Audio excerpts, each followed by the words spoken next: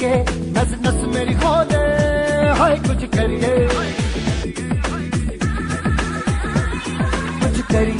कुछ करिए, बस बस बड़ा बोले, अब कुछ करिए।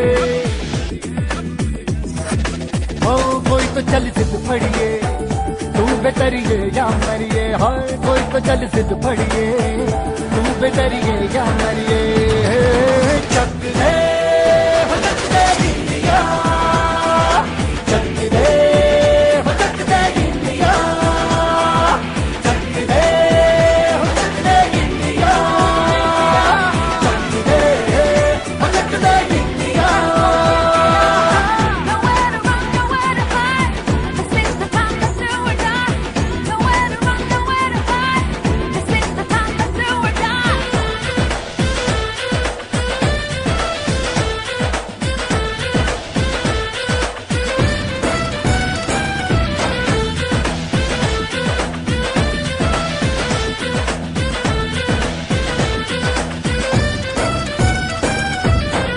कूचों में गलियों में, राशन की फलियों में, बैलों में बीजों में, ईदों में बीजों में, रेतों के दानों में, फिल्मों के गानों में, सड़कों के गड्ढों में, बातों के अड्डों में, उनका रोज भर ले, 10-12 बार कर ले, रहना न यार पीछे, कितना भी कोई खींचे, तस है नामस है जी, जिद है तो जिद। फूल मालाओं से जिला परिषद चेयरमैन का हार्दिक स्वागत करते हुए, अभिनंदन करते हुए मैं सरपंच साहब से भी रिक्वेस्ट करूंगा कि वो भी आए।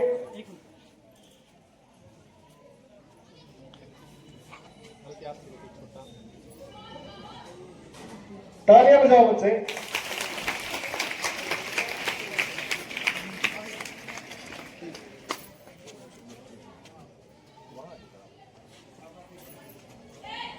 हमारे बीच में हमारे आज के चीफ गेस्ट श्री करमवीर कौर जी, जिला परिषद चेयरमैन, हमारे पार्षद श्री अमरजीत सिंह सांड जी, आपके अपने ही परिवार में स्वागत है आपका। जिला परिषद कार्यालय की संपूर्ण टीम का हम विद्यालय प्रांगण में पहुंचने पर दिल की गहराइयों से स्वागत करते हैं, अभिनंदन करते हैं। और विपक्ष दोनों अपने देश की समस्याओं को जो भी हमारे की जाती है, तो वही उसका एक छोटा सा डेमो हम यहाँ पर करने जा रहे हैं। और ये प्रोग्राम चौथी बार इसलिए कह रहा हूँ क्योंकि पहले ये ब्लॉक स्तर पर हुआ था, फिर ये जिला स्तर पर, फिर ये मंडल स्तर पर, और आज ये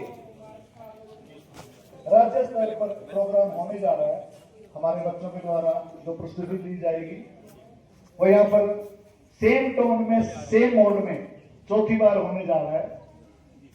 तो आप सभी का यहाँ पर ये प्रोग्राम पूरे हरियाणा के अंदर मंडल स्तर लेवल पर 6 स्कूल के अंदर टीमें भाग ले रही हैं। स्वागत है आपका भी।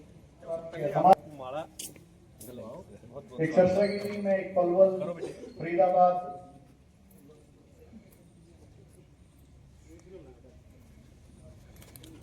Shri Suresh Kumar ji PGT pol science उधर देखो सर, सर्विस सिरसा से रहेंगे, और एक श्रीमान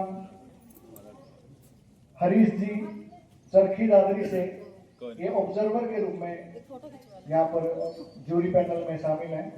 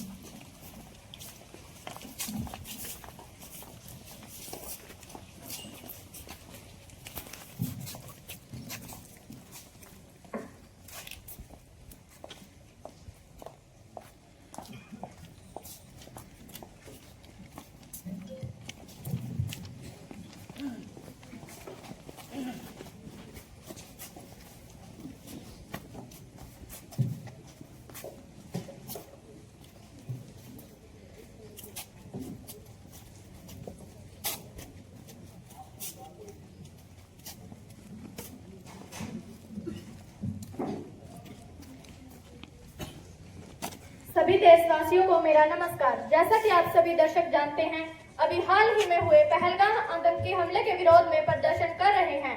इतने निर्दोष लोगों की बेरहमी से हत्या हुई है। क्या कसूर था इन लोगों का जो जनता बार बार इस विरोध में बदले की आवाज लगा रही है? देश में आतंकी घुस के मार रहे हैं। कब जागेगी सरकार? आज हम युवा संसद में पहुंचे गृह मंत्री जी से सीधे बात करेंगे। नमस्कार मंत्री जी। माननीय गृह मंत्री जी, आज जनता फिर सरकार से नाराज है। हमारे देश पर बार बार आतंकी हमले हो रहे हैं। हमला, पुलवामा हमला और अब पहलगाम हमला। आप इस बारे में क्या कहना चाहेंगे माननीय गृह मंत्री जी? सभी देशवासियों को मेरा नमस्कार। अगर समस्या आई है तो समाधान भी होगा। हम जनता की भावनाओं को समझते हैं। जनता से मेरा अनुरोध है कृपया शांति बनाए रखे। सरकार इस विषय पर बातचीत कर रही है। इसका परिणाम बहुत जल्द मिलने वाला है। सरकार उन सभी विषयों के प्रति पूरी तरह से संवेदनशील है। धन्यवाद। धन्यवाद गृह मंत्री जी। नमस्कार मंत्री जी। माननीय प्रधानमंत्री जी, आज इस सदन में व इस सत्र में किन किन मुद्दों को लेकर चर्चा होने की संभावना है? माननीय प्रधानमंत्री जी। सभी देशवासियों को मेरा नमस्कार। सबसे पहले तो मैं इस देश की जनता का आभार व्यक्त करती हूँ जिसने मुझे तीसरी बार इस पद पर आसीन होने का मौका दिया। इस देश की सेवा हमारी पहली जिम्मेदारी है। धन्यवाद। माननीय प्रधानमंत्री जी, क्या इस सत्र में कोई नया विधेयक लाने की तैयारी चल रही है? जी हाँ, यदि वन नेशन वन इलेक्शन में विपक्ष द्वारा सहयोग किया जाता है तो हम एक नया विधेयक पारित करवाने का पूरा प्रयास करेंगे। धन्यवाद। धन्यवाद प्रधानमंत्री जी।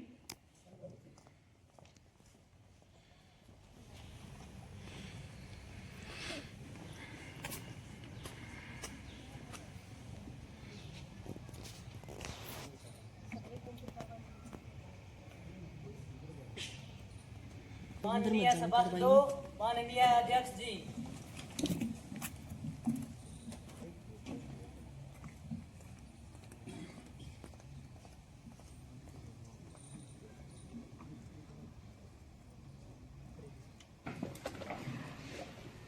माननीय सभासदों, युवा संसद के इस शीतकालीन सत्र में आप सभी का स्वागत है।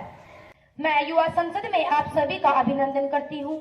मुझे पूर्ण विश्वास है कि आप सभी संसद की कार्यवाही में पूर्ण योगदान देंगे और संसद की गरिमा को बनाए रखेंगे। अब महासचिव जी नवनिर्वाचित सदस्यों को शपथ ग्रहण करवाई जाए। जी महोदय, मैं नवनियुक्त सांसदों को शपथ के लिए आमंत्रित करना चाहूंगी। कुमारी साक्षी जो कुरुक्षेत्र संसदीय क्षेत्र से निर्वाचित हुई हैं।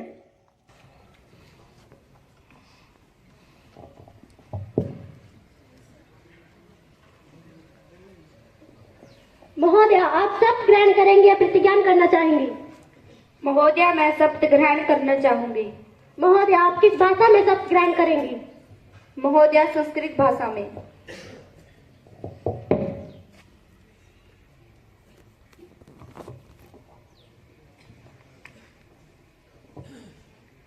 अहं कुमारी साक्षी युवा संसदस्य कुरुक्षेत्रतः लोकसभाया सदस्या निर्वाचिता अस्मि। ईश्वरस्य शपे यत् अहं विधिना स्थापितं भारतस्य संविधानं प्रति पूर्णरूपेण श्रद्धां निष्ठां च स्थापयिष्यामि। अहं भारतस्य प्रभुताम् अखण्डतां च अक्षुण्णं रक्षयिष्यामि तथा यत् पदं गृहीतम् अहम् उद्यतो अस्मि तस्य कर्तव्यानि श्रद्धापूर्वकं निर्वहनं करिष्यामि। धन्यवादः।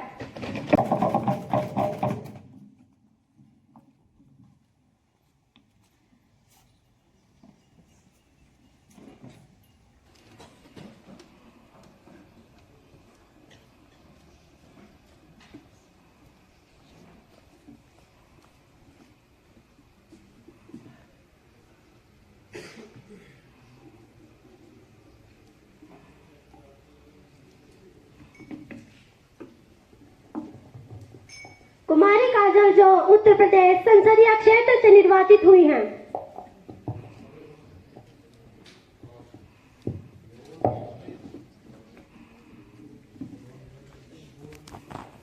महोदय, आप शपथ ग्रहण करेंगे या प्रतिज्ञा करना चाहेंगे?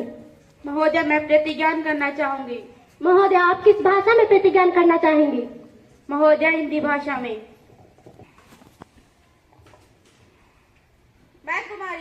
मैं कुमारी काजल जो युवा संसद की लोकसभा की सदस्य निर्वाचित हुई हूँ से निष्ठा से प्रतिज्ञा करती हूँ। मैं विधि द्वारा स्थापित भारत के संविधान के प्रति सच्ची श्रद्धा रखूंगी। देश की अखंडता व संप्रभुता को बनाए रखूंगी तथा जिस पद को मैं ग्रहण करने वाली हूँ उसके कर्तव्यों का श्रद्धापूर्वक निर्वहन करूंगी। धन्यवाद।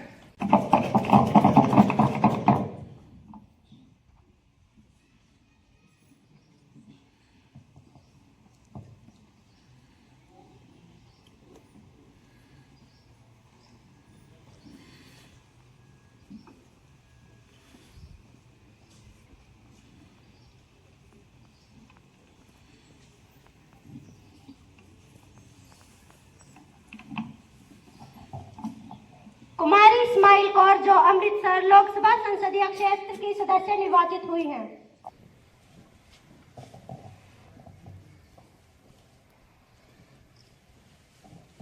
महोदय, आप शपथ ग्रहण करेंगे या प्रतिज्ञा करना चाहेंगी? महोदया, मैं शपथ ग्रहण करना चाहूंगी। महोदय, आप किस भाषा में शपथ ग्रहण करेंगी? जी, पंजाबी भाषा में।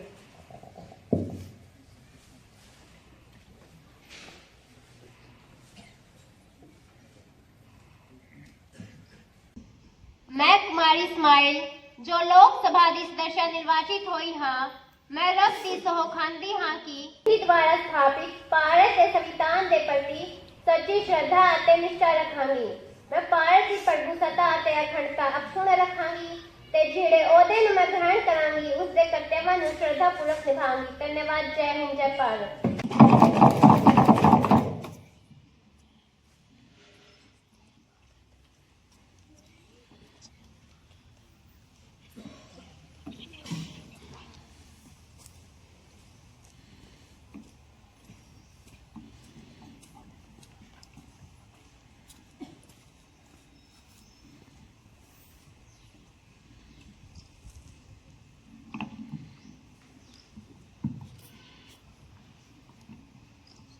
माननीय सांसदों, मुझे गहरे दुख के साथ सूचित करना पड़ रहा है कि महाराष्ट्र के उप मुख्यमंत्री अजित पवार का 66 वर्ष की आयु में एक विमान दुर्घटना में निधन हो गया है।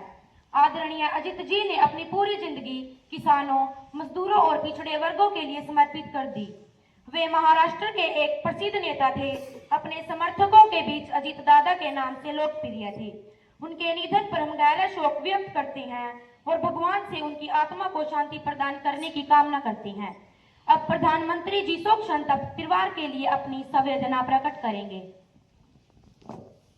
माननीय अध्यक्ष महोदया, अजीत पवार के विमान दुर्घटना में मौत की खबर अत्यंत दुखद है। उनके इस आकस्मिक निधन से महाराष्ट्र और देश की राजनीति में अपूर्णीय गति हुई है। अजीत पवार ने अपना पूरा जीवन किसानों, मजदूरों और महिलाओं, पिछड़े वर्गों की सेवा में समर्पित कर दिया। वे बाराणसी से 8 बार विधायक चुने गए और 6 बार उप मुख्यमंत्री रहे। उन्होंने ग्रामीण विकास जैसे क्षेत्रों में महत्वपूर्ण कार्य किया। वह महाराष्ट्र के एक प्रभावशाली नेता थे। वे अपने समर्थकों के बीच अजीत दादा के नाम से प्रसिद्ध थे। हम उनके परिवार और समर्थकों के प्रति गहरी संवेदना व्यक्त करते हैं। माननीय अध्यक्ष महोदया, मैं आप और सत्ता पक्ष द्वारा दी गई श्रद्धांजलि में अपने आप को शामिल करता हूं। अजीत पवार जी के असामयिक निधन से मेरा मन भर आया है। यह एक अपूर्ण क्षति है। यह मेरे लिए अत्यंत पीड़ादायक है। इस शोक की घड़ी में मैं महाराष्ट्र की जनता, उनके परिवार और परिवारजनों के प्रति संवेदना व्यक्त करता हूं। साथ ही मैं उनके साथ मरने वालों के परिवारों के प्रति भी संवेदना व्यक्त करता हूं। माननीय, अंत में मैं उनके व्यक्तित्व पर 2 पंक्तियां कहना चाहूंगा कि यूं तो अच्छे लोग जाना निश्चित है पर मौत भी उनके महान कार्यों को मिटा नहीं सकती। उनके राजनीतिक और सामाजिक योगदान को देश हमेशा याद करेगा।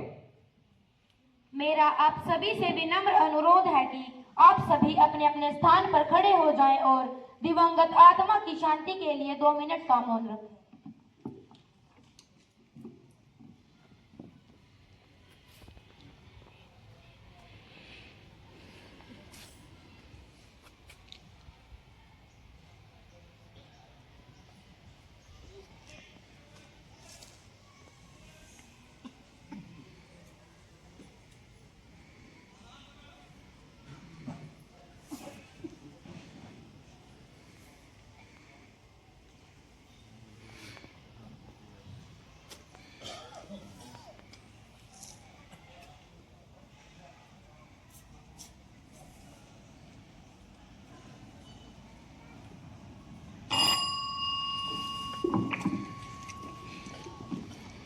महासचिव जी शोक संतप्त परिवार को पूरे सदन की ओर से शोक संदेश भिजवाने का कष्ट करें। जी महोदया, भेज दिया जाएगा। अब प्रधानमंत्री जी नव नियुक्त मंत्रियों का परिचय करवाएंगे। माननीय अध्यक्ष महोदया, मैं आपके माध्यम से सभा में उपस्थित सभी सभासदों को नवनिर्वाचित मंत्रियों का परिचय करवाना चाहूंगी। आप हैं कुमारी रेखा शिक्षा मंत्री, आप हैं कुमारी वर्षा गरीबी उन्मूलन एवं रोजगार मंत्री, आप हैं कुमारी खुशबू गृह मंत्री, आप हैं कुमारी नैन्सी सड़क एवं परिवहन मंत्री। धन्यवाद अध्यक्ष महोदया। मैं नव नियुक्त मंत्रियों का सदन में पधारने पर स्वागत तथा हार्दिक अभिनंदन करती हूँ। माननीय सदस्यों, युवा संसद के इस मानसून सत्र में आप सभी का स्वागत है। अब विदेशी प्रतिनिधि मंडल का स्वागत कराना मेरा कर्तव्य है। संसदीय सभा की प्रेसिडेंट और तंजानिया संयुक्त गणराज्य की नेशनल असेंबली की अध्यक्ष हम डॉक्टर तुलिया एक्सन का भारत पहुंचने पर स्वागत करते हैं। वे हमारे सामान्य अतिथि के रूप में भारत की आधिकारिक यात्रा पर आई हैं। ये हमारे लिए खुशी की बात है कि डॉक्टर तुलिया एक्सन ने भारत पहुंचने पर आगरा का भ्रमण किया। इस समय में विशेष दीर्घा में आसीन है। हम भारत में उनके सुख और मंगल प्रवास की कामना करते हैं। उनके माध्यम से तंजानिया गणराज्य की संसद के सदस्यों, वहां की सरकार और जनता को बधाई देते हैं। अब मालदीव के राष्ट्रपति श्री मुइजू का भी हार्दिक अभिनंदन करते हैं। अब प्रश्नकाल आरंभ होता है। महासचिव जी, प्रश्न सूची में आज का एजेंडा सभी सभासदों में वितरित किया जाए। जी महोदया, प्रश्न सूची व आज का एजेंडा सभी सभासदों में बांटा जा रहा है।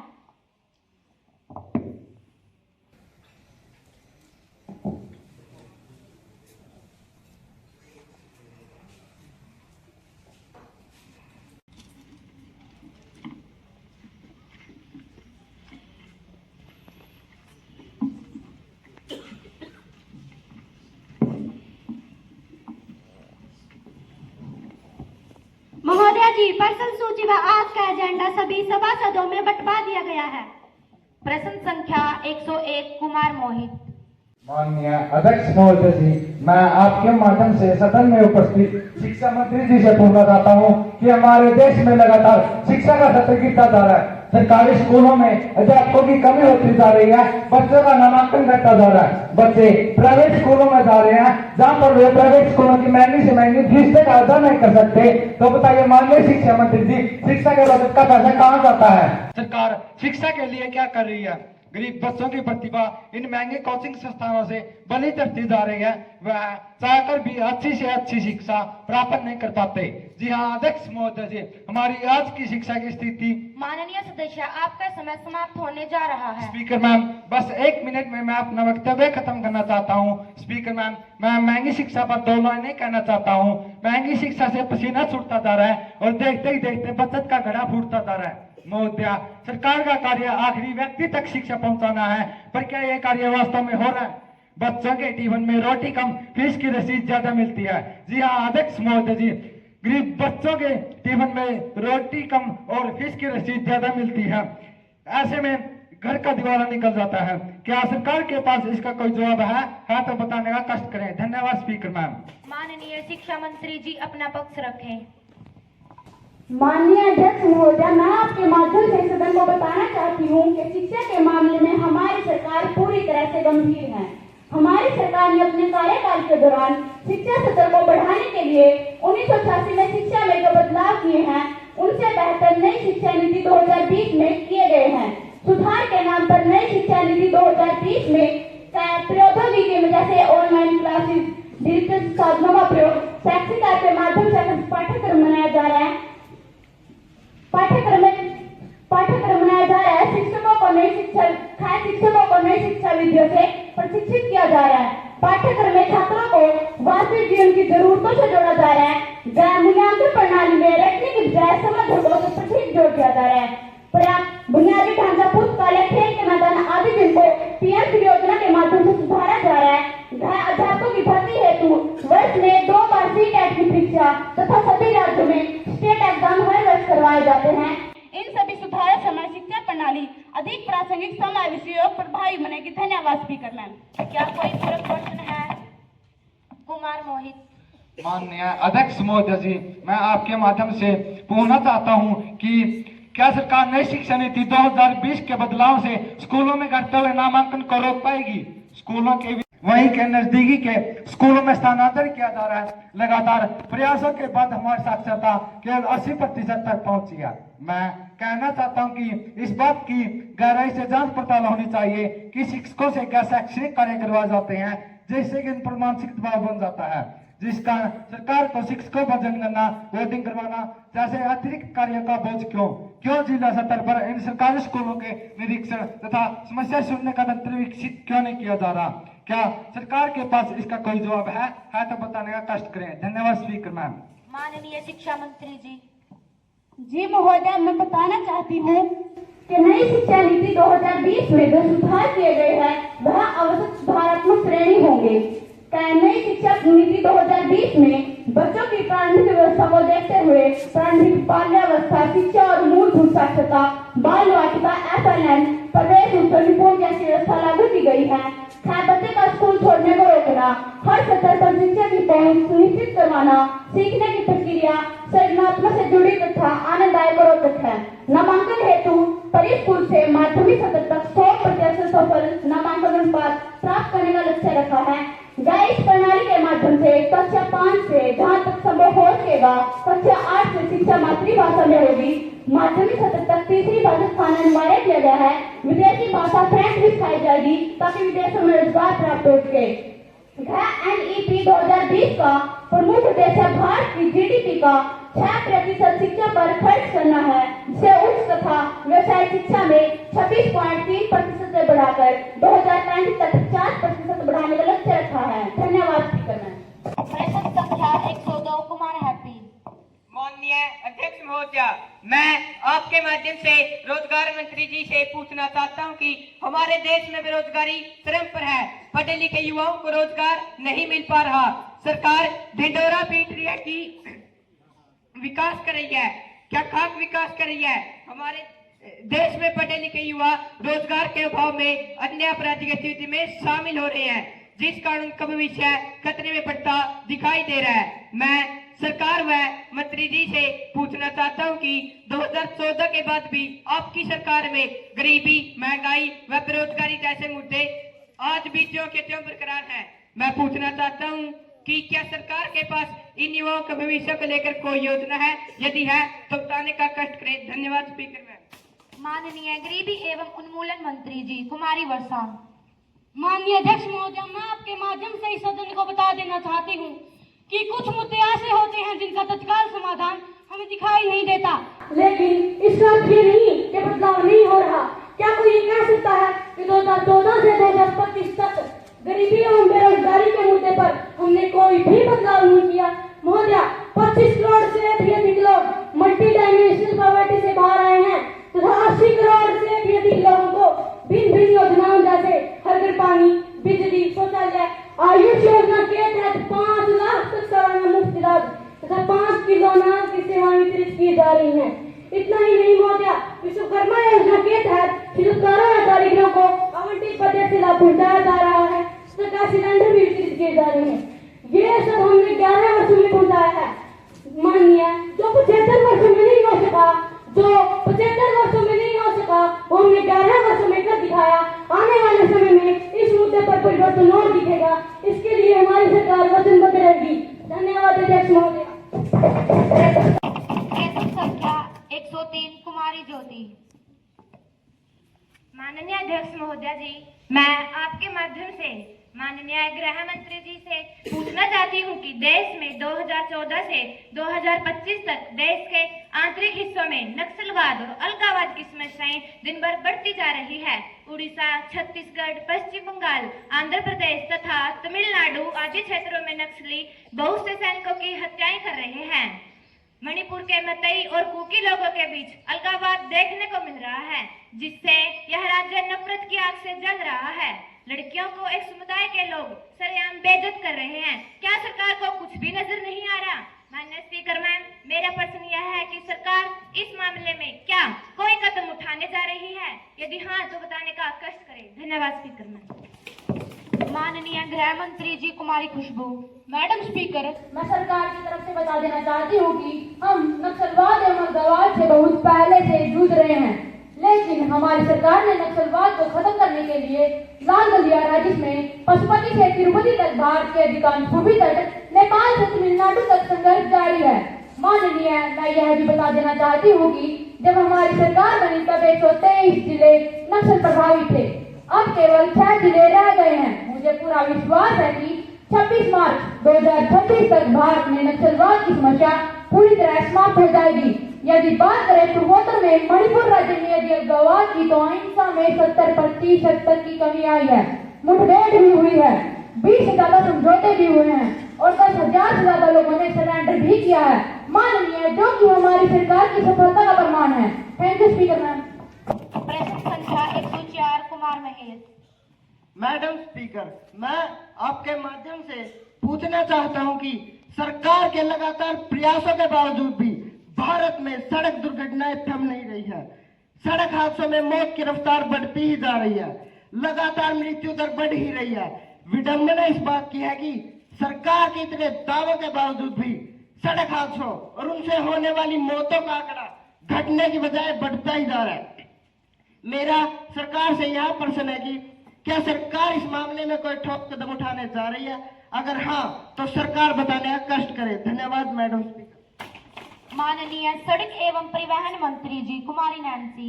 माननीय अध्यक्ष महोदय, मैं आपके माध्यम से बता देना चाहती हूँ कि अभी हाल ही में सुप्रीम कोर्ट के आदेश पर सड़क हादसे से घायलों के इलाज के लिए कैशलेस योजना लागू कर दी गई है, जिससे बड़ी संख्या में घायलों के इलाज के लिए गोल्डन आवर में कैशलेस उपचार उपलब्ध होगा। धन्यवाद अध्यक्ष महोदय।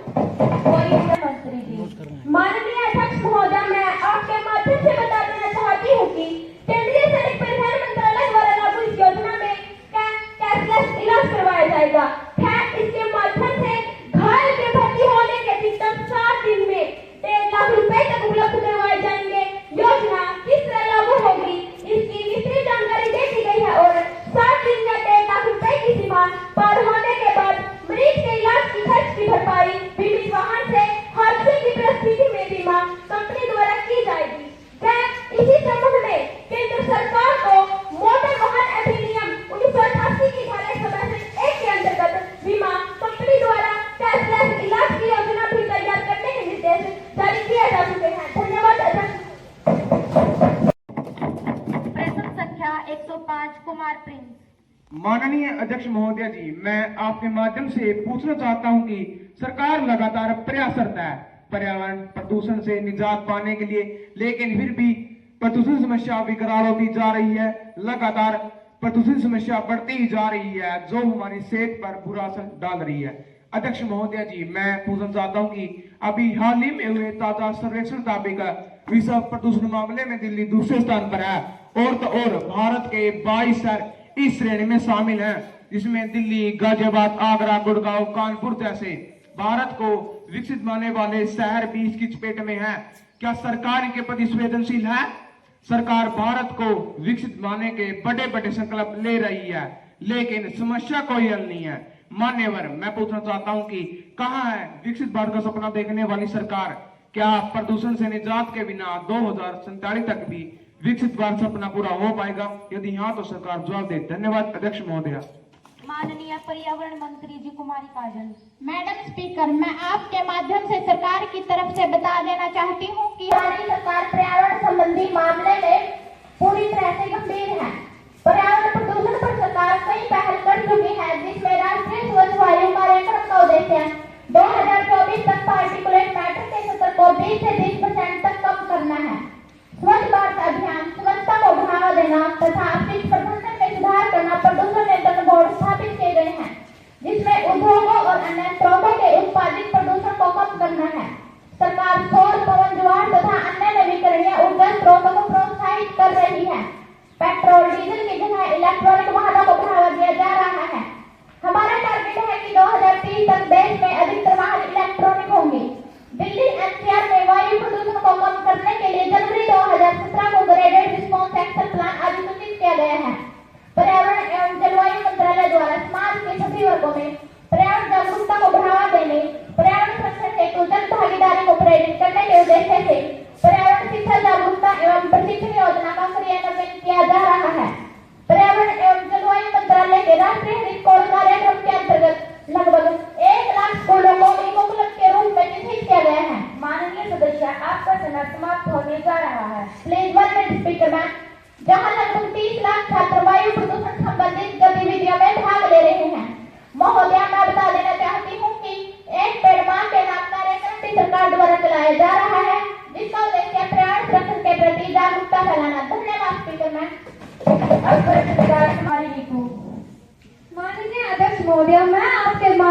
मेरे विपक्षी साथी को बता देना चाहती हूँ कि 2014 से लेकर 2025 तक हमने जितना विकास किया है विपक्ष उसे झुठला नहीं पाएगा।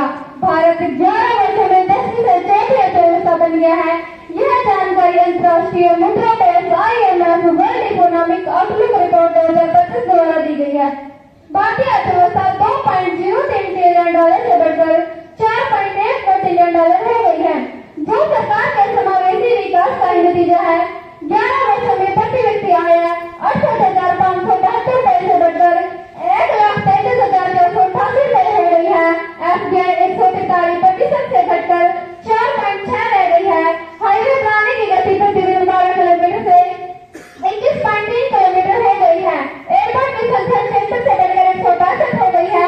मेट्रो रेल नेटवर्क 228 किलोमीटर से 110 किलोमीटर हो गई है।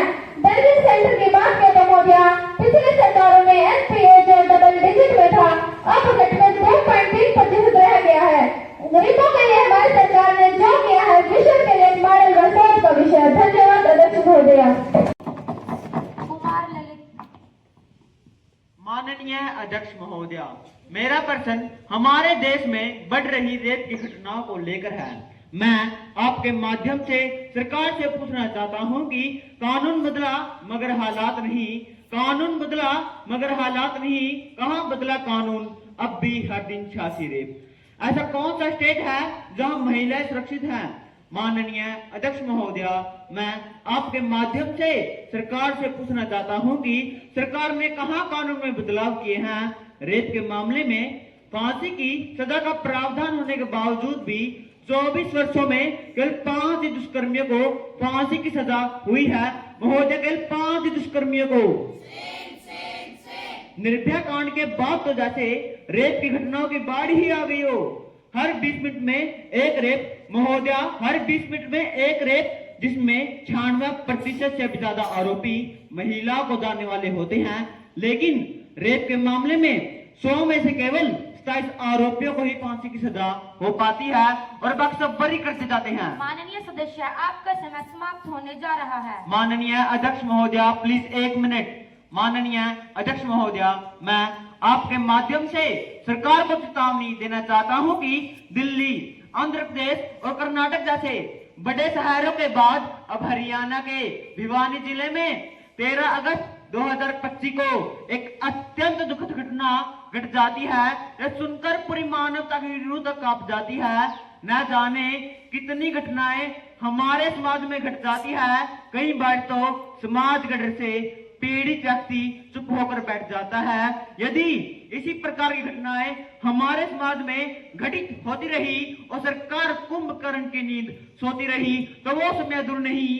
मैं दावे से कह सकता हूं कि लड़कियों के माता पिता ने स्कूल कॉलेज में ना भेजकर घरों में ही काज करके रख लेंगे और सरकार का दावा रह जाएगा, बेटी बचाओ बेटी पढ़ाओ।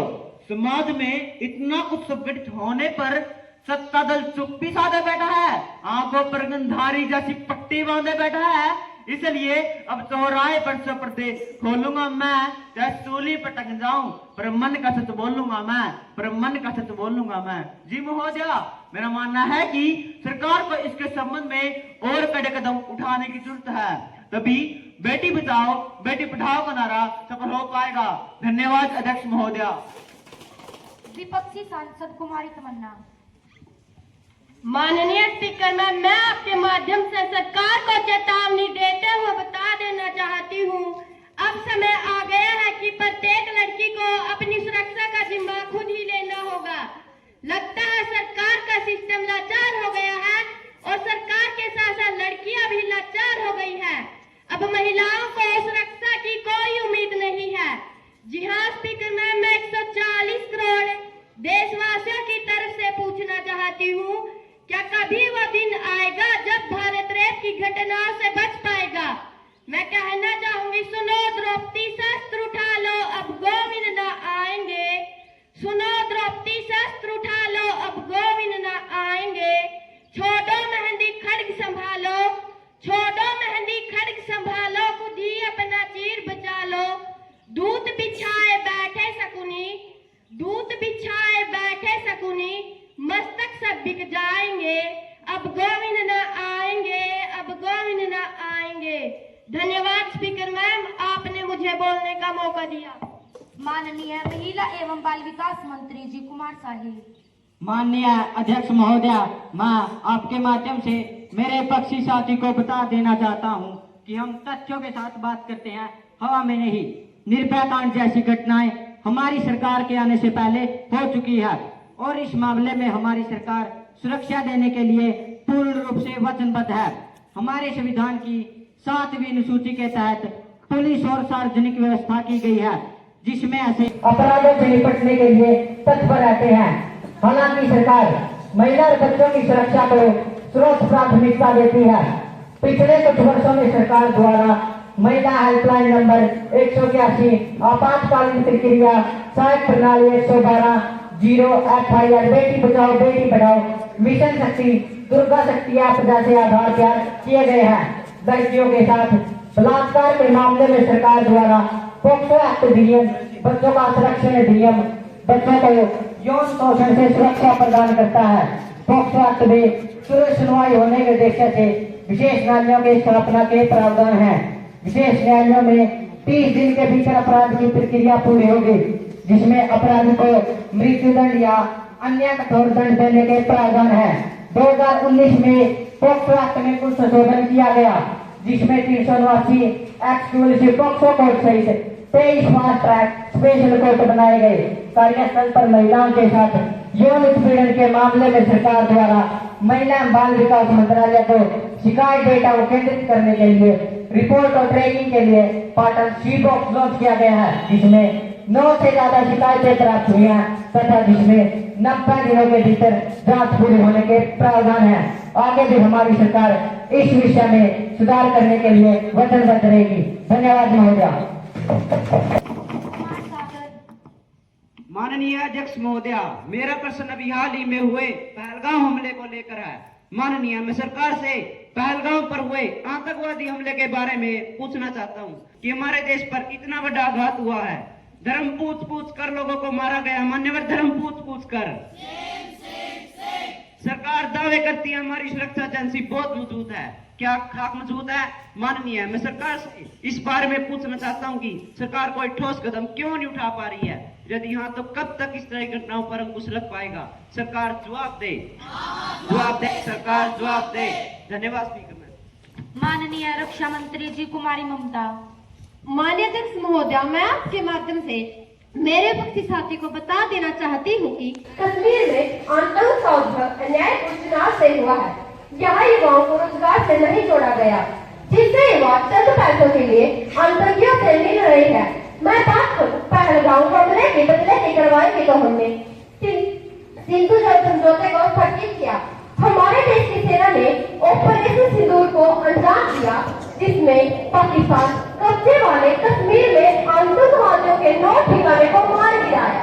बदले में पाकिस्तान ने जम्मू, श्रीनगर, पठानकोट, अमृतसर, लुधियाना, बठिंडा, चंडीगढ़, कुछ कई सैन्य ठिकाने को ड्रोन और मिसाइलों से हमला करने की कोशिश की, लेकिन इन्हें एकीकृत काउंटर यूएसए ग्रिड सिस्टम और वायु रक्षा प्रणाली द्वारा निष्क्रिय कर दिया गया। धन्यवाद हो गया। पूरक पर्सन कुमार मेजर, जिसकी सूचना पहले सदन को दे दी गई है। जब पहला विश्व हमारा, जब बेमकसद खून बहा, चीन, रूस, जापान सभी ने भारत को एक दूत कहा, भारत को एक दूत कहा। जी हाँ अध्यक्ष महोदया, मैं आपके माध्यम से इस मामले के बारे में पूछना चाहता हूं कि यदि हमारी रक्षा प्रणाली इतनी ही मजबूत है तो पूर्व में हुए हमलों पर सरकार ईंट का जवाब पत्थर से देने में असमर्थ क्यों रही है? कब तक बेकसूर लोगों की जानें जाती रहेंगी महोदया? कब तक महिलाओं की मांग का सिंदूर उधड़ता रहेगा? क्या हमें ऐसी घटनाओं का मुंह तोड़ जवाब नहीं देना चाहिए? सरकार जवाब दे, नहीं तो त्याग पत्र दे। हाँ, त्याग पत्र दे, सरकार त्याग पत्र दे। की गरिमा को बनाए रखें। क्या सरकार बताने का कष्ट करेगी कि पहलगाम हमले के समय एक भी सुरक्षा कर्मी मौजूद क्यों नहीं था? यदि होता तो आज इन 26 घरों में मातम न होता। धन्यवाद अध्यक्ष महोदया। माननीय रक्षा मंत्री जी। माननीय अध्यक्ष महोदया, मैं आपके माध्यम से मेरे पक्षी साथी को बता देना चाहती हूँ कि रक्षा मंत्रालय द्वारा देश की सुरक्षा बढ़ाने हेतु बहुत से आधुनिक तकनीक से लैस हथियार खरीदे जा रहे हैं। भविष्य की संभावना को देखते हुए हमारे तीनों संसद बलों को आधुनिक तकनीक से मजबूत बनाए जा रहे हैं। हमारे पास S-400 जो हमारा से लड़ाकू विमान और पृथ्वी जैसे हाइपरसोनिक मिसाइलें, INS कॉलोनी खंडेरी वापसी जैसी पेट्रोल फ्री पनडुब्बियां हैं तथा INS अरिहंत अरिघात जैसी परमाणु चालित पनडुब्बियां हैं, जिससे हमारी तटीय रक्षा प्रणाली मजबूत हुई है। धन्यवाद अध्यक्ष महोदया। अब आवश्यक दस्तावेज सदन के पटल पर रखने की अनुमति प्रदान की जाती है। माननीय महिला एवं बाल विकास मंत्री जी कुमार साहिल। माननीय अध्यक्ष महोदया, मैं आपकी अनुमति से वित्त वर्ष 2024-25 के लिए बाल संरक्षण अधिनियम मंत्रालय की वार्षिक रिपोर्ट की एक प्रति हिंदी व अंग्रेजी दोनों भाषाओं में सभा सदन के पटल पर रखता हूं। धन्यवाद महोदया।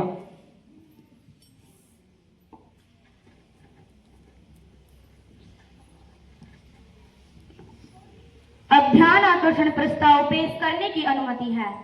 माननीय अध्यक्ष महोदया, मैं सरकार को बता देना चाहता हूं कि सरकार का कहना है बच्चों का सर्वांगीण विकास करना है। सरकार कह रही है कि बच्चों को मुख्य शिक्षा देकर, स्कॉलरशिप देकर उनका विकास करना है, लेकिन क्या वास्तव में बच्चों को सरकारी सुविधाओं का लाभ मिल पा रहा है? माननीय, अभी अभी ताजा खबर मिली है कि राजस्थान के झालावाड़ में एक सरकारी स्कूल की इमारत गिरने से 7 बच्चों की मौत हो गई है और 27 बच्चे घायल हो गए हैं।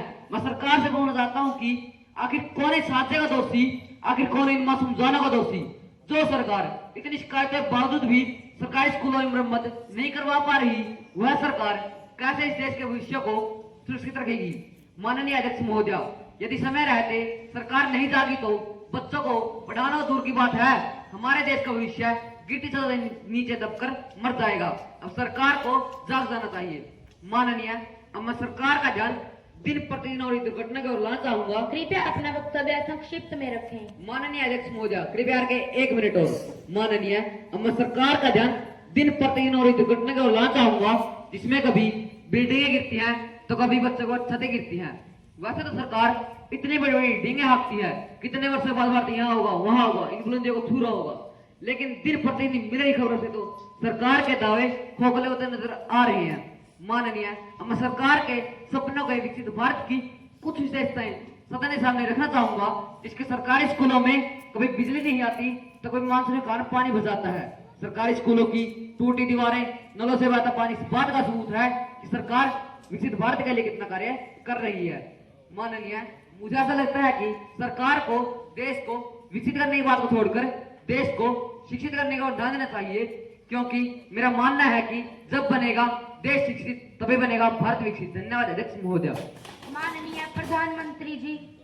माननीय अध्यक्ष महोदया, स्कूल हादसे से बच्चों की जो मौतें हुई हैं, हम उनके प्रति संवेदनशील हैं। हम उनके प्रति अपनी संवेदनाएं प्रकट करते हैं। इस घटना के ज्ञान से जो सामने आया है, उसके तहत स्कूल के हेडमास्टर सहित 5 अध्यापकों को निलंबित किया गया है। बात करें सरकारी स्कूलों की, इस मामले में सरकार गंभीर है।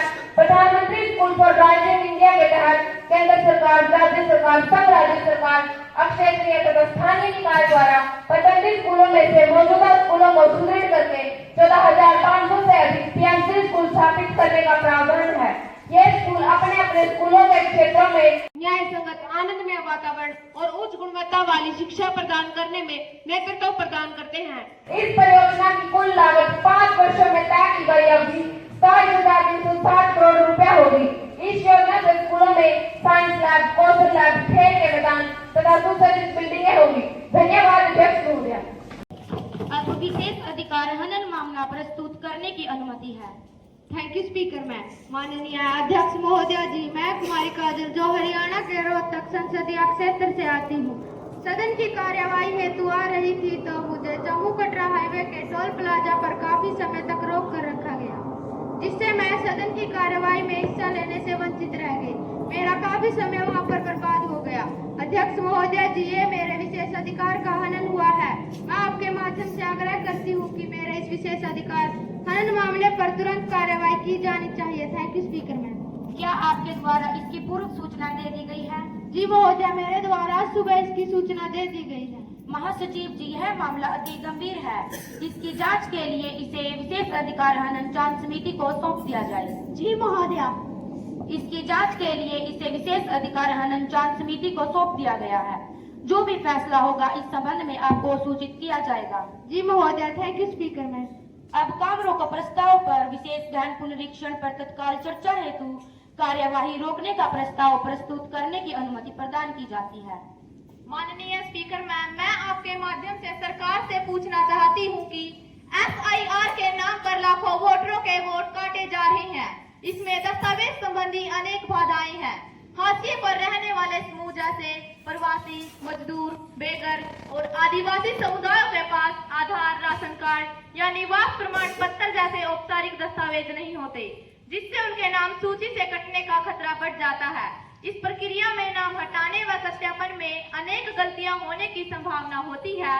मानवीय व तकनीकी त्रुटियों के कारण वैध मतदाताओं को सूची से बाहर किया जाता है। बूथ लेवल ऑफिसरों पर भारी काम का दबाव पड़ता है, जिससे स्वास्थ्य समस्याएं और लापरवाही बढ़ती है। इसको लेकर कई जगह विरोध प्रदर्शन हुए हैं। इस प्रक्रिया में छोटी समय सीमा तय की जाती है, जिससे जल्दबाजी और गड़बड़ियां होती है। संवेदनशील राज्यों में वोटर सप्रेशन के आरोप लगते हैं। यह समस्याएं लाखों मतदाताओं, खासकर युवाओं व गरीबों को प्रभावित कर रही है। काम के दबाव के कारण संबंधित अधिकारियों का स्वास्थ्य बिगड़ रहा है और कुछ को तो अस्पताल में भर्ती होना पड़ रहा है। महोदया, विशेष गहन पुनरीक्षण समिति की प्रक्रिया के कार्य को तत्काल रोका जाना चाहिए। हम वोट देते हैं अपने भविष्य के लिए, लेकिन अगर वोटर लिस्ट में आपका नाम ही नहीं रहा तो, या गलत नाम हटाने के चक्कर में असली वोटर बाहर हो गए तो क्या होगा? महोदया, FIR की प्रक्रिया लोकतंत्र का गला घोट देने की प्रक्रिया साबित होगी। महोदया, मेरा सरकार से आग्रह है कि विशेष गहन पुनरीक्षण के कार्य को तत्काल रोका जाना चाहिए। विपक्ष की ओर से मांग है कि सदन की कार्यवाही को स्थगित कर जनता की मांगों की ओर ध्यान दिया जाए। धन्यवाद स्पीकर मैम। काम रोको प्रस्ताव के पक्ष में अपनी सहमति दें। जो सदस्य इसके पक्ष में है हाँ कहें, जो विपक्ष में है ना कहें। मेरे विचार में ना का बहुमत है, ना का बहुमत है, ना का बहुमत है। अभी इस विषय पर बहुमत प्राप्त नहीं है, अतः इस विषय पर चर्चा स्थगित की जाती है। नहीं, काम रोको प्रस्ताव पर चर्चा करवाई जाए। स्थान पर बैठ जाएं। अब विधायी प्रक्रिया आरंभ होती है। माननीय कानून मंत्री जी सदन में विधेयक को पुरस्थापित करेंगी। माननीय कानून मंत्री जी। ऑनरेबल स्पीकर मैम, मैं वन नेशन वन इलेक्शन अधिनियम 2024 को सदन में पुरस्थापित करने के लिए सदन की अनुमति चाहती हूँ। अनुमति है। Thanks speaker ma'am. अब प्रश्न यह है कि one nation one election bill 2024 पुरस्थापित करने की अनुमति प्रदान की जाए। जो सदस्य इसके पक्ष में है हाँ कहें, जो विपक्ष में है ना कहें। मेरे विचार में हाँ का बहुमत है, हाँ का बहुमत है, हाँ का बहुमत है। इसीलिए विधेयक को चयन समिति में पुरस्थापित करने के लिए अनुमति प्रदान की जाती है। माननीय कानून मंत्री जी। ऑनरेबल स्पीकर मैम, मैं वन नेशन वन इलेक्शन विधेयक 2024 को सदन में पुरस्थापित करती हूँ। Thanks speaker ma'am. महासचिव जी, विधेयक की प्रतियां सभासदों को उपलब्ध करवाई जाए। जी अध्यक्ष महोदया।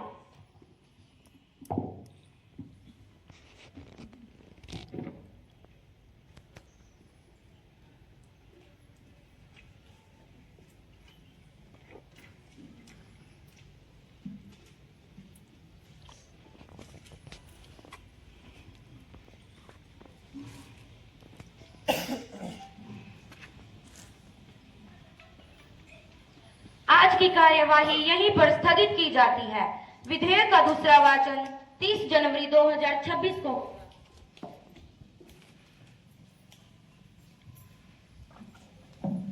अब सदन में वन नेशन वन इलेक्शन विधेयक 2026 पर विचार किया जाएगा, जिसका प्रथम वाचन 4 जनवरी 2026 को हो चुका है।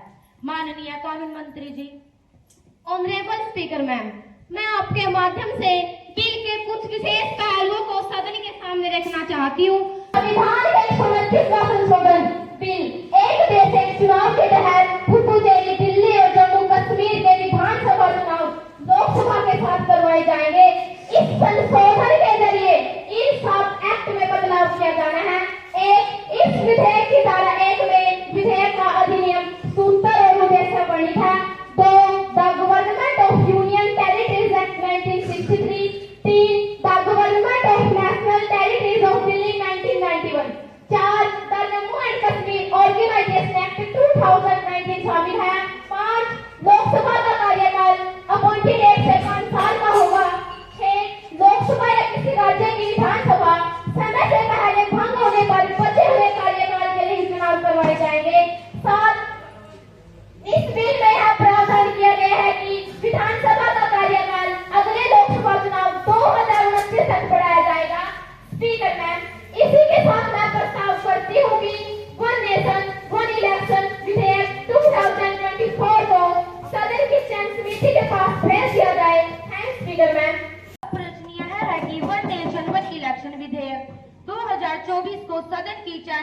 के पास भेजा जाए। जो सदस्य इसके पक्ष में है हाँ कहें, जो विपक्ष में है ना कहें। मेरे विचार में हाँ का बहुमत है, हाँ का बहुमत है, हाँ का बहुमत है। इसीलिए विधेयक को चयन समिति के पास भेजने की व्यवस्था की जाए। जी महोदया। अब विधेयक पर चर्चा की जाएगी। माननीय कानून मंत्री जी प्लीज। ऑनरेबल स्पीकर मैम, मैं आपके माध्यम से सदन को अवगत करा देना चाहती हूँ कि इस विधेयक के पास हो जाने से देश की अर्थव्यवस्था पर पड़ने वाले बोझ को काफी हद तक कम किया जा सकेगा। विपक्ष को इसमें अपनी सहमति दे देनी चाहिए। Thanks speaker ma'am. Kumar Saurabh. माननीय अध्यक्ष महोदया जी, मैं आपके माध्यम से इस सदन को बता देना चाहता हूं कि one nation one election bill सरकार की देश में तानाशाही लागू करने की कोशिश है।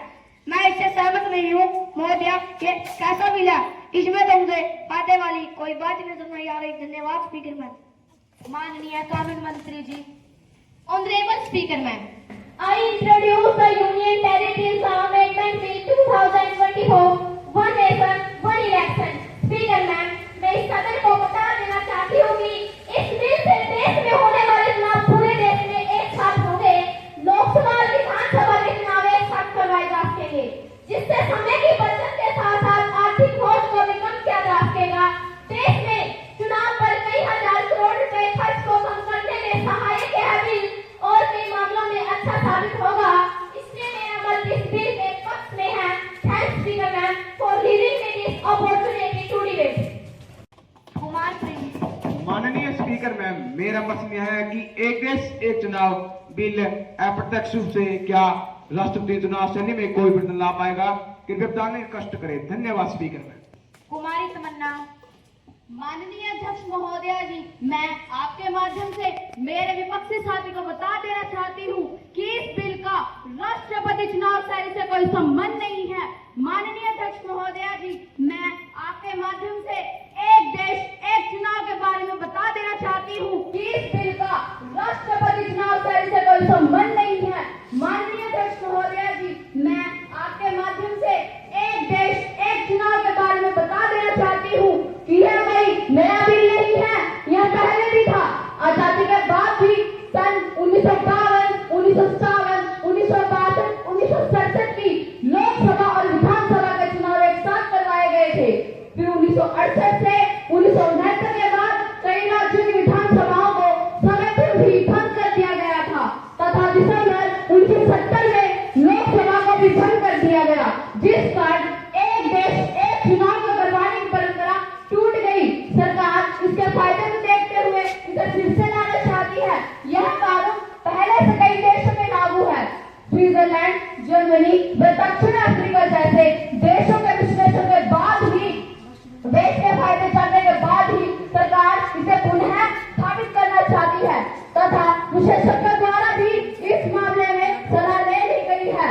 एक देश एक चुनाव बिल पर हम विपक्ष भी आम सहमति चाहते हैं। स्पीकर मैम, यह बिल संकल्प से सिद्धि की ओर एक अन्योधान पेश करेगा। मान्यवर, यह बहुत फायदे का बिल है। मेरे ख्याल से विपक्ष को इसमें कोई आपत्ति नहीं होनी चाहिए तथा अपनी आम सहमति दे देनी चाहिए। Thanks speaker ma'am. माननीय अध्यक्ष महोदय जी, मैं आपके माध्यम से सदन को यह बताना चाहती हूँ कि बिल के मुख्य बिंदु पढ़ने के बाद यह लग रहा है कि संविधान के मूल ढांचे के खिलाफ है। भारत राज्यों का एक संघ है। आप विधानसभाओं के कार्यकाल को कम नहीं कर सकते। आप विधानसभाओं के कार्यकाल को संसद के कार्यकाल के अधीन कैसे कर सकते हैं? अध्यक्ष महोदय, ऐसा लगता है कि चुनाव प्रक्रिया में छेड़छाड़ करके केंद्र सरकार अपनी ताकत बढ़ाना चाहती है। यह चुनाव पावर को सेंट्रलाइज करने जैसा है। महोदय, यह कैसा बिल है? यह तो मेरी समझ से बाहर है। मेरे ख्याल से सरकार को इस पर विचार कर लेना चाहिए। धन्यवाद स्पीकर मैम।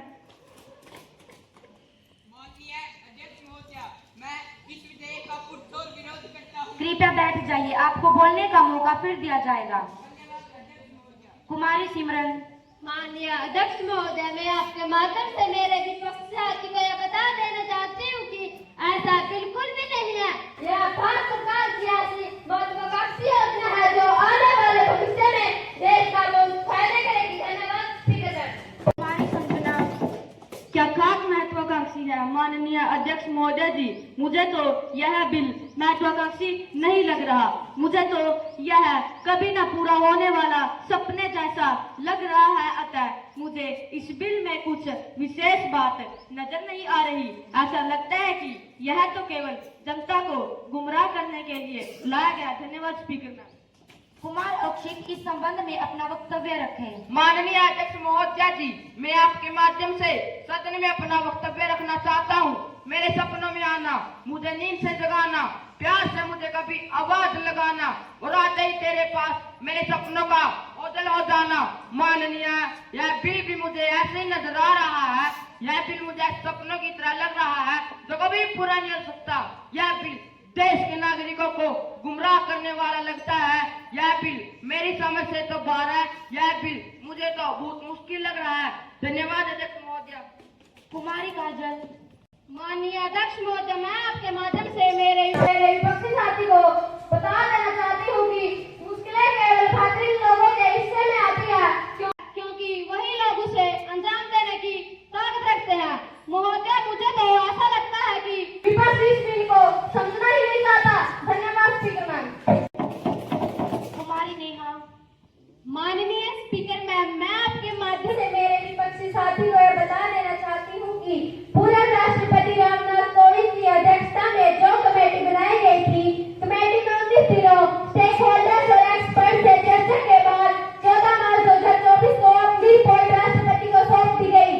एक देश एक चुनाव लागू करने से संविधान संशोधन के द्वारा संविधान में एक नए अनुच्छेद जोड़ने और 3 अनुच्छेदों में संशोधन की व्यवस्था की जाएगी।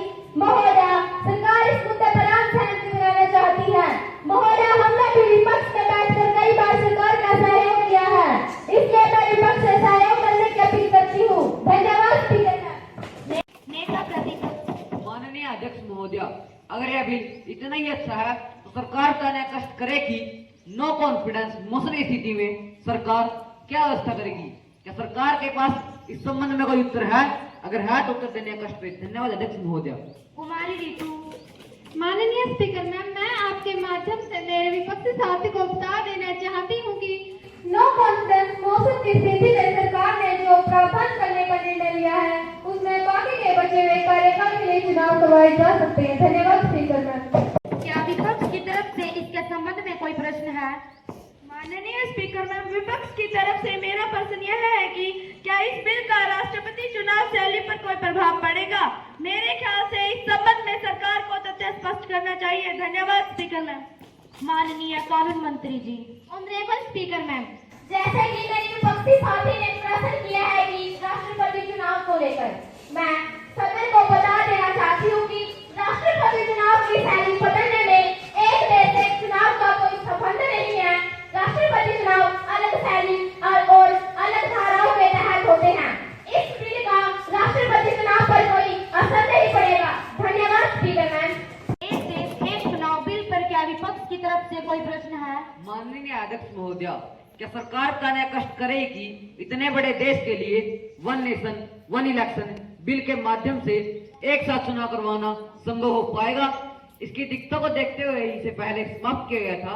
माननीय, मुझे ऐसा लगता है कि इसे वापस लाने पर हमें फिर से उन्हीं दिक्कतों का सामना करना पड़ सकता है। धन्यवाद अध्यक्ष महोदया। माननीय कानून मंत्री जी। ऑनरेबल स्पीकर मैम, मेरा कर्तव्य बनता है कि मैं one nation one election bill के कुछ विशेष पहलुओं को सदन के सामने रखूं।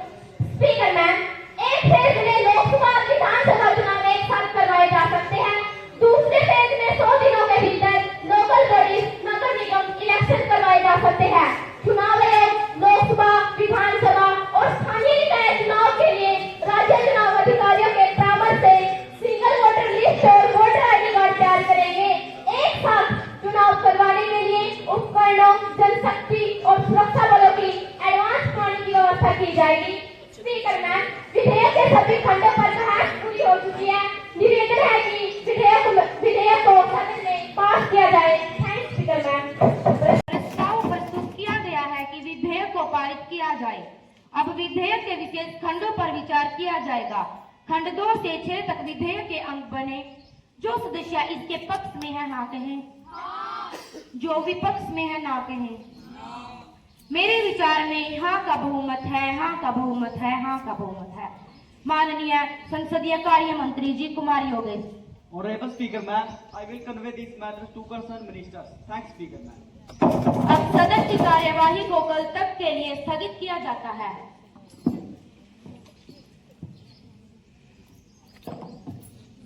अब तृतीय वाचन आरंभ होता है। अब एक देश एक चुनाव विधेयक 2024 विचार एवं मतदान के लिए प्रस्तुत किया जाता है। प्रश्न यह है कि विधेयक की धारा 2 से 3 विधेयक का भाग बने। जो सदस्य इसके पक्ष में है हाँ कहें, जो विपक्ष में है ना कहें। मेरे विचार में हाँ का बहुमत है, हाँ का बहुमत है, हाँ का बहुमत है। इसीलिए धारा 2 से 3 तक विधेयक का भाग बनी है। अतः शीर्षक अधिनियम सूत्र व खंड 1 विधेयक का भाग बने। माननीय कानून मंत्री जी। ऑनरेबल स्पीकर मैम, मैं प्रस्ताव करती हूँ कि वन नेशन वन इलेक्शन विधेयक 2024 को सदन द्वारा पास किया जाए। Thanks speaker ma'am. अब प्रश्न यह है कि विधेयक को पास किया जाए। जो सदस्य इसके पक्ष में है हाँ कहें, जो विपक्ष में है ना कहें। मेरे विचार में हाँ का बहुमत है, हाँ का बहुमत है, हाँ का बहुमत है। अब बिल के विशेष पहलुओं पर चर्चा पूरी हो चुकी है। महासचिव जी मतदान करवाए जाएं। जी महोदया।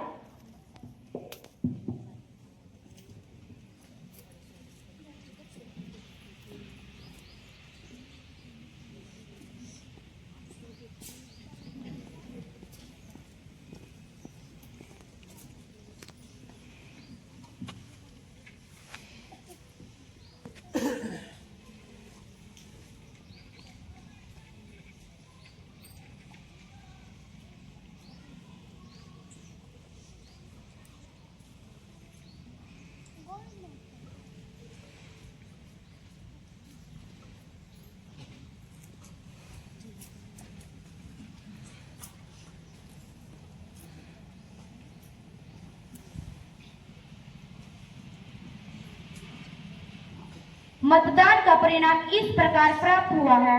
बिल के पक्ष में 28 और विपक्ष में 8 मत प्राप्त हुए हैं। अतः हाँ का बहुमत है, हाँ का बहुमत है, हाँ का बहुमत है। इसीलिए विधेयक को सदन द्वारा पास किया जाता है। माननीय प्रधानमंत्री जी। माननीय अध्यक्ष महोदया, मुझे यह बताते हुए अति प्रसन्नता हो रही है कि आज हमारा वर्षों पुराना सपना साकार होने जा रहा है। सबसे पहले तो मैं इस बिल के पास होने पर संपूर्ण सदन को बधाई देना चाहूंगी। यह बिल भारत के भविष्य को 4 चांद लगा देगा। इससे न केवल हमारी अर्थव्यवस्था मजबूत होगी बल्कि समय की भी बचत होगी। आजादी के बाद चुनाव आयोग लोकसभा और विधानसभा के 400 से ज्यादा सफल चुनाव करवा चुका है। अब हम एक देश एक चुनाव का कंसेप्ट लाने जा रहे हैं। एक हाई लेवल कमेटी इसका रोड मैप बना चुकी है। इससे हमारी प्रशासनिक व्यवस्था तो सुधरेगी ही, साथ ही चुनाव संबंधित खर्च में भी काफी कमी आएगी और नीतिगत निरंतरता को बढ़ावा मिलेगा। मैं उन सभी सदस्यों की आभारी हूँ जिन्होंने इस पर रचनात्मक आलोचना दी। पक्ष और विपक्ष एक ही सिक्के के 2 पहलू होते हैं जो मिलकर ही अपनी मंजिल को प्राप्त कर सकते हैं। देश के लिए हमें कदम से कदम मिलाकर चलना होगा।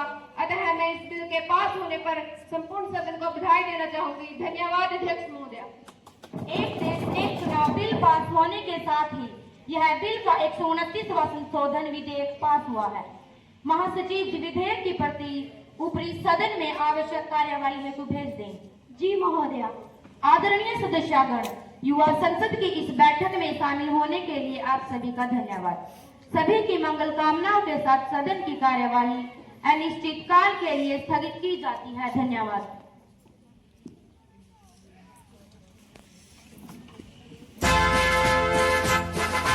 जन गण मन अधिनायक जय हे, भारत भाग्य विधाता। पंजाब सिंध गुजरात मराठा, द्राविड़ उत्कल बंगा, विंध्य हिमाचल यमुना गंगा, उच्छल जलधि तरंगा। तव शुभ नामे जागे, तव शुभ आशीष मांगे गाहे तव जय